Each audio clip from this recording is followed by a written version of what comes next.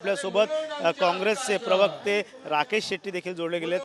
या ठिकाणी येणारा जो प्रकल्प आहे तो कुठेतरी थांबवावा यासाठी आता सिग्नेचर कॅम्पेनिंग देखील सुरू आहे. मात्र सध्या जो धारावीकडील जी लोक जी आहेत ते मुलुंड पूर्व या ठिकाणी येणार आहेत, त्यामुळे हे पुनर्वसन कुठेतरी थांबावं अशी हाक त्यांनी दिलेली आहे. आपण त्यांची जी बातचीत करणार आहोत, नक्की कशा प्रकारचा तुमचं लाक्षणिक उपोषण आहे या संदर्भात त्यांची जाणून घेणार आहे. कशा प्रकारचं तुमचं लाक्षणिक उपोषण आहे महाविकास आघाडीकडनं, आणि यावेळेस अगोदर देखील तुम्ही अनेक वेळा आंदोलन केले होते. का वाटतं हे सरकार जे आहे ते पूर्णतः प्रकल्प कोणासाठी येऊन घालत आहे या ठिकाणी? हे बघा, तुम्हाला माहीत आहे आत्ता नोव्हेंबरमध्ये निवडणूक झालेला आहे.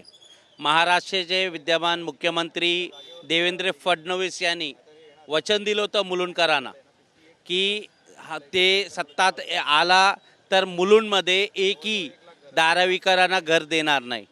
आता निवडणूक संपलेला आहे, तुम्ही मुख्यमंत्री झाला, आता मुलुंडकरांना चलण्याचं काम मुख्यमंत्री साहेब करतात आहे. आता अदानी साहेबाचा जे मास्टर प्लॅन बाहेर आलेला आहे त्याच्यामध्ये दाखवलेलं आहे 3 लाख अपात्र जे लोक आहे धारावीमध्ये त्याला तुम्ही इथे पाठवताय.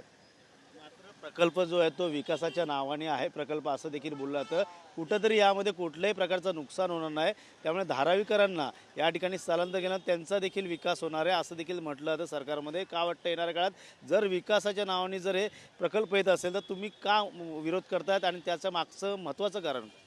हे बघा, ही धारावी रिडेव्हलपमेंट प्रोजेक्ट नाही आहे, अदानी डेव्हलपमेंट प्रोजेक्ट आहे.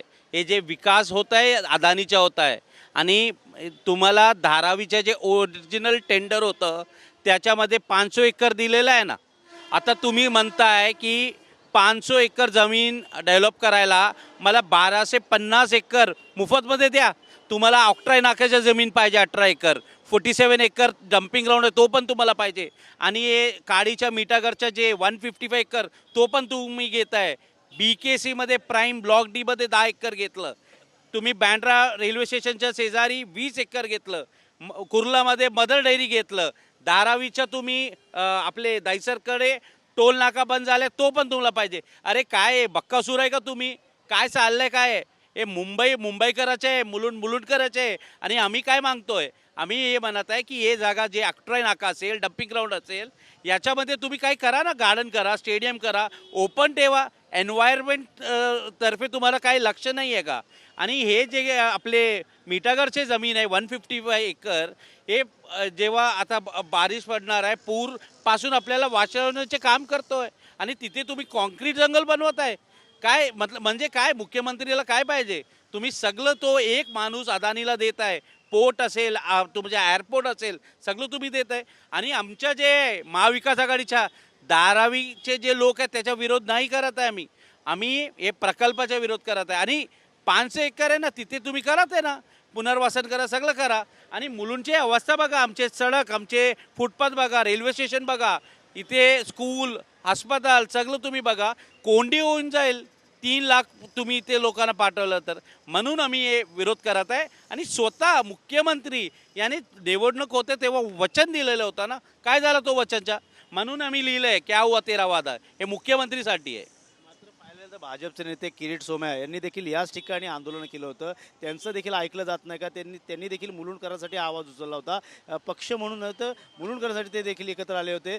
काय वाटतं त्यांचा देखील आवाज ऐकला जात नाही?